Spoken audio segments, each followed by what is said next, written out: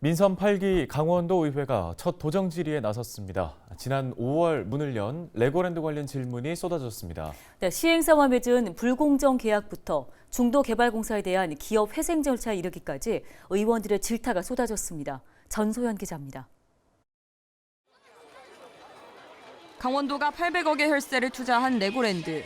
도유지인 중도를 외국 개발사인 멀린사에 최대 100년간 무상으로 임대한 데다 수익률까지 기존 30%에서 3% 수준으로 줄면서 불공정 계약 논란이 거셉니다. 이런 가운데 도의회에선 레고랜드 계약 문제가 다시 도마 위에 올랐습니다. 멀린사와 강원도의 개발 협약 내용 중 강원도가 800억 원을 투자하고 800억 원 상당의 테마파크 자산을 취득한다는 내용 때문입니다. 강원도가 임대 수익에 대한 권리를 포기하는 대신 쓸모도 없는 레고랜드 시설물에 대한 자산 취득 조항을 넣었다는 의심이 나옵니다. 우리 강원도가 그 자산 취득할 수도 없습니다.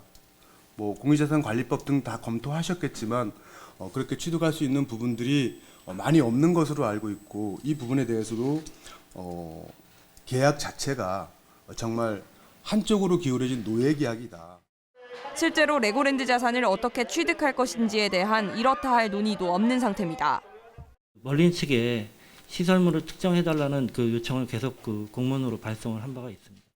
테마파크 자산을 받는다 하더라도 막대한 취등록세를 내야 해 배보다 배꼽이 더 크다는 지적도 나옵니다. 일단 취등록세 부분은 한 36억 원 정도가 예상이 되고 그 이후에 매년 재산세 부분을 저희가 일단 단순하게 그 과표 기준으로 봤을 때는 한 2억 원 정도를. 강원도는 지난달 레고랜드 기반 조성공사를 맡았던 중도개발공사에 대해 기업 회생 신청 의사를 밝혔습니다. 강원도의 신용 하락도 우려되는 상황. 지금 이 문제로 인해서 채권자들이 많은 피해를 보고 있다고 지속적으로 언론에서 언급이 되고 있습니다. 강원도는 충분한 검토를 거쳐 회생 신청 절차를 밟았다며 보증 채무 의무는 반드시 이행하겠다고 밝혔습니다. 일단 강원도가 보증 채무는 반드시 이행을 해야 된다고 생각을 합니다.